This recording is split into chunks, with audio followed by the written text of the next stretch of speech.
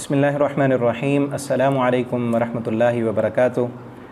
क़ुरबानी के फ़ायदे और हिकमतों पर बात करेंगे।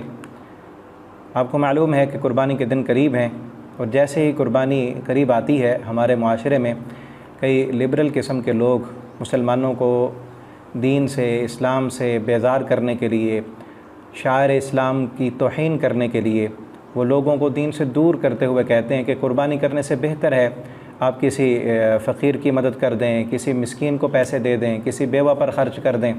ये इस कदर जानवर कुर्बान कर रहे हैं, ये पैसे का ज़िया है। और इसी तरह हज करने वालों को भी कहते हैं कि इससे बेहतर है किसी गरीब की मदद कर दें। ऐसे लोगों को उस वक्त गरीब याद नहीं आते जब महंगी तरीन गाड़ियाँ कोई ले रहा होता है, जब अपने घरों की डेकोरेशन पर जो है लाखों करोड़ों लगाए जा रहे होते हैं, 2-2, 2.5 लाख के मोबाइल फ़ोन जिन्होंने पकड़े होते हैं, उनको ये कहना इन्हें याद नहीं आता कि इससे बेहतर है आप फ़ुक़रा पर ख़र्च करें। याद उस वक्त आता है जब कुर्बानी की बात आती है, जब हज करने की बात आती है। तो ये लोग दरअसल दीन इस्लाम के मुखालिफ हैं और इसमें भी इस कुर्बानी में फ़ुक़रा और मसाकीन का बहुत बड़ा फ़ायदा है। अगर किसी को इसकी हिकमतें समझ नहीं आती तो उसकी अपनी अक़ल की कमज़ोरी है या दीन से बेजारी है। आप देखें कि इसमें कुर्बानी की हिकमतों में एक बड़ी हिकमत ये भी है कि इसमें ग़ुरबा का फ़ायदा है। आप देखें कि इस कुर्बानी पर कई लोगों ने जानवर पाल रखे हैं, वो इनको बेचेंगे, प्रॉफिट हासिल करेंगे। तो अक्सर उनमें गरीब लोग होते हैं, फ़ुक़रा होते हैं, और कई लोग फिर ख़रीद कर मंडियों में जाकर वो जाके बेचते हैं, वो भी प्रॉफिट हासिल करते हैं। कई ट्रांसपोर्ट के ज़रिए उनको ले जाते हैं, वो भी फ़ायदा हासिल करते हैं। और फिर ईद वाले दिन कई लोग जानवर ज़िबा करते हैं, वो गोश्त बनाते हैं, उनमें कई मिस्त्री है, कई मज़दूर हैं, वो सारे ईद वाले दिन वो सब यही काम कर रहे होते हैं। तो कितना उनका फ़ायदा होता है। और फिर कुर्बानी करने के बाद गोश्त भी फ़ुक़रा और मसाकीन में बांटा जाता है। हत्ता कि नबी करीम सल्लल्लाहु अलैहि वसल्लम ने तो शुरू इस्लाम में यहाँ तक कहा कि 3 दिन से ज़्यादा गोश्त आपने स्टोर नहीं करना, क्योंकि उस वक्त ज़रूरत थी, फ़क़्र व फ़ाक़ा था, लोगों के पास खाने के लिए कुछ नहीं था। लेकिन जब वसअत हो गई तो आप सल्लल्लाहु अलैहि वसल्लम ने फिर फरमाया कि कुलू वद्दाखिरू, कि खाओ, लोगों को भी दो, और आप ज़ख़ीरा भी कर सकते हैं, आप स्टोर भी कर सकते हैं। लेकिन आज भी हुक्म वही है कि अगर हमारे इर्द गिर्द हम देख रहे हैं कि लोग फ़ुक़रा हैं, मसाकीन हैं, जिन्होंने कुर्बानी नहीं की, उनको गोश्त की ज़रूरत है, तो फिर हमारे लिए स्टोर करना दुरुस्त नहीं है। एक बंदा जिसके करीब में फ़ुक़रा और मसाकीन हैं, उनको गोश्त की ज़रूरत है और उसने अपना फ्रिज भरा हुआ है, तो ऐसे बंदे की कोई कुर्बानी नहीं है। और हाँ, अगर आपको मालूम है कि आपके हमसाए वो सब साहिब वसअत हैं, उन्होंने कुर्बानी की है, और आप तोहफ़तन दें उनको, और आप फिर स्टोर भी कर सकते हैं। तो इसमें फ़ुक़रा का बहुत बड़ा फ़ायदा है। और इसी तरह कुर्बानी की एक और हिकमत वो ये है कि कुर्बानी क़ुर्ब से है। कुर्बानी का माना क़ुर्ब है, ये क़ुर्ब इलाही का ज़रिया है कि हम अपना जानवर कुर्बान करके अल्लाह के करीब होते हैं। और कुर्बानी सिर्फ़ जानवर की नहीं, हर किस्म की कुर्बानी से अल्लाह का क़ुर्ब हासिल किया जाता है, जिसकी नीयत अल्लाह रब्बुल आलमीन की रज़ा हो। इंसान अपना वक्त कुर्बान करे, इंसान अपनी ज़हनी सलाहियत कुर्बान करे, जिस्मानी सलाहियत कुर्बान करे, और इंसान अल्लाह रब्बुल आलमीन के राह में अपना माल, अपनी जान कुर्बान करे, तो ये सब कुर्बानी कहलाते हैं। इसी तरह एक और हिकमत, तीसरी हिकमत इस कुर्बानी की ये है कि ये सुन्नत इब्राहीम अलैहिस्सलातु वस्सलाम का इहया है कि हम सैयदना इब्राहीम अलैहिस्सलातु वस्सलाम की सुन्नत को, उनकी सीरत को, उनके तरीक़े को ज़िंदा करते हैं, उनकी याद को ताज़ा करते हैं कि वो किस तरह अल्लाह रब्बुल आलमीन की तौहीद की खातिर उन्होंने अपना सब कुछ कुर्बान कर दिया, अपना घर छोड़ा, वालिदैन छोड़े, रिश्तेदार छोड़े, अपने आप को आग में डाल दिया, अल्लाह के हुक्म पर अपनी बीवी और अपने बच्चे को बियाबान वैरान जंगल में छोड़ दिया, और फिर अल्लाह के हुक्म पर अपने उस बेटे पर, उसकी गर्दन पर छुरी फेरने के लिए तैयार हो गए।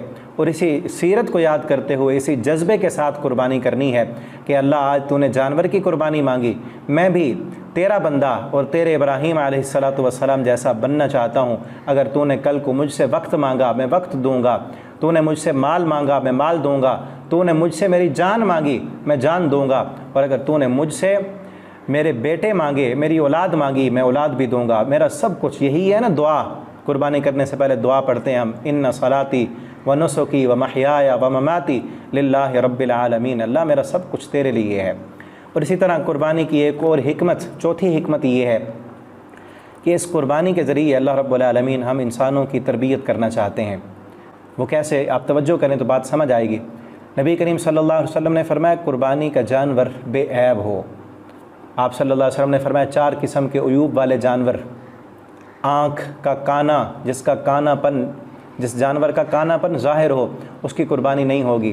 لنگڑا جانور، جس کا لنگڑا پن ظاہر ہو اس کی قربانی نہیں ہوگی۔ بیمار جانور، جس کی بیماری ظاہر ہو اس کی قربانی نہیں ہوگی۔ اور بالکل کمزور، جس کے اندر مکھ نہ ہو، ایسا جانور، اس کی بھی قربانی نہیں ہوگی۔ اور اسی طرح آپ صلی اللہ علیہ وسلم نے فرمایا کہ جانور کے کان دیکھو، کان کٹا ہوا نہ ہو، کان اس کے خراب نہ ہوں۔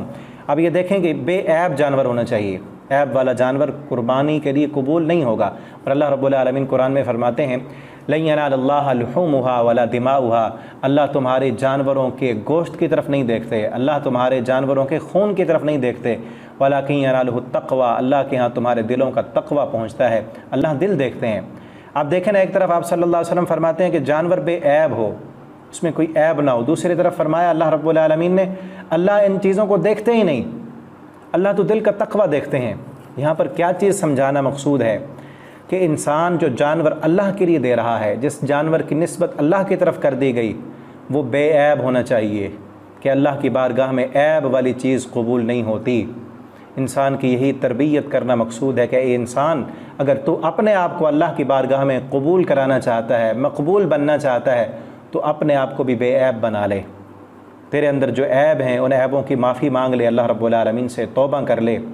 جانور عیب والا اللہ کی بارگاہ میں قبول نہیں ہوگا، تیرے اندر عیب ہوں تو کیسے قبول ہو جائے گا؟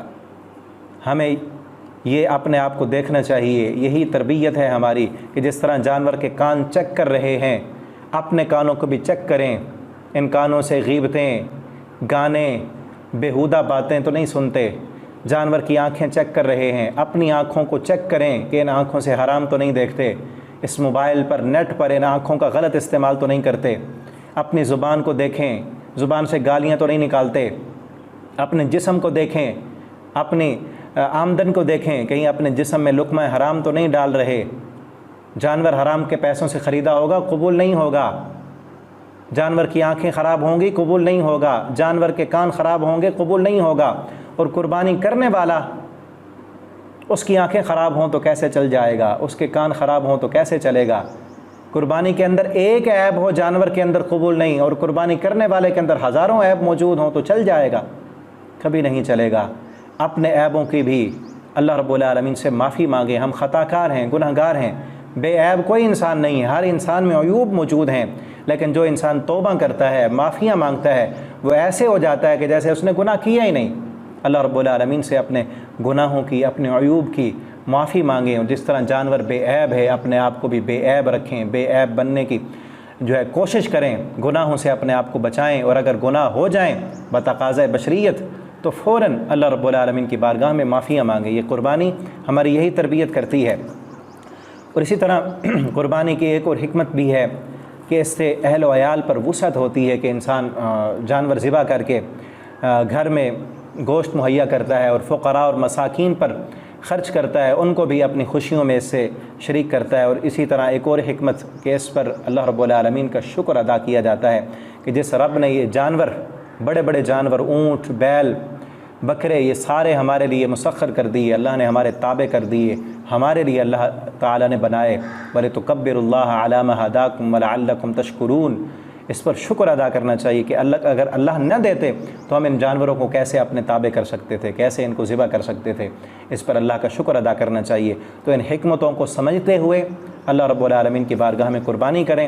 وہ حکمتیں کیا ہیں؟ دوبارہ سے میں ریپیٹ کر دیتا ہوں۔ فقراء اور مساکین کا اس میں فائدہ ہے، اللہ رب العالمین کے قرب کا ذریعہ ہے، ابراہیم علیہ السلام کی سنت کا احیاء ہے، ہماری اس میں تربیت ہے۔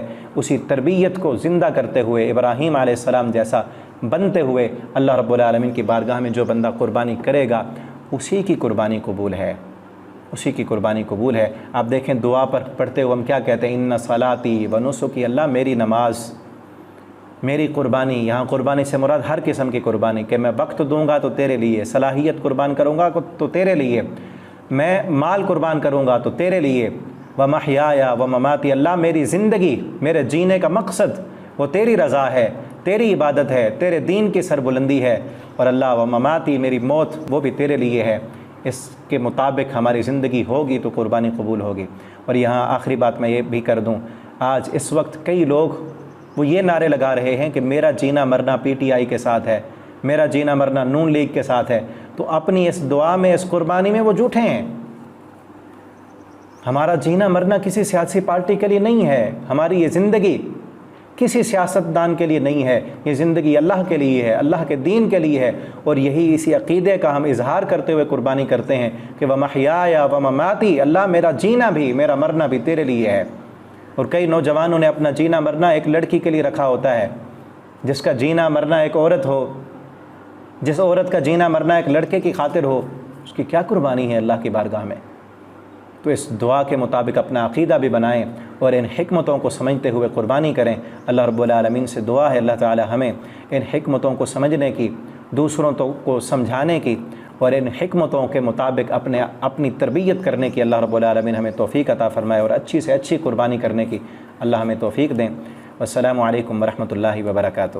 القرآن آن لائن اکیڈمی دنیا بھر میں موجود مسلمانوں کے لیے ہم پیش کر رہے ہیں گھر بیٹھے آن لائن اسکائپ، زوم وغیرہ پر قرآن پاک سیکھنے کی سہولت۔ ہم مختلف کورسز کرواتے ہیں، بیسک قاعدہ کورس، ناظرہ قرآن ود تجوید کورس، حفظ القرآن ود تجوید کورس، ٹرانسلیشن قرآن کورس، نماز، دعائیں اور مسنون اذکار، عربک لینگویج کورس، فہم القرآن، تفسیر کورس، اور رمضان المبارک کی بابرکت ساعات میں تفسیر، خلاصہ، مضامین قرآن۔ طلبہ و طالبات اپنا ٹائم اپنی مرضی سے منتخب کریں۔ ہر طالب علم کے لیے الگ الگ کلاس، انتہائی تعلیم یافتہ مرد اور عورت اساتذہ کی سہولت، 3 دن مفت ٹرائل کلاسز کی آفر۔ خاتون طلبہ کے لیے خواتین اساتذہ دستیاب ہیں، عمر کی کوئی حد نہیں۔ ہمارے لیکچرز سننے کے لیے یوٹیوب پر ہمارے چینل اسلامک ٹیچر طیب کو سبسکرائب کریں، اور ہماری ویب سائٹ www.alquranpk.com کا وزٹ کریں۔ آن لائن کورس میں داخلہ کے لیے رابطہ کریں۔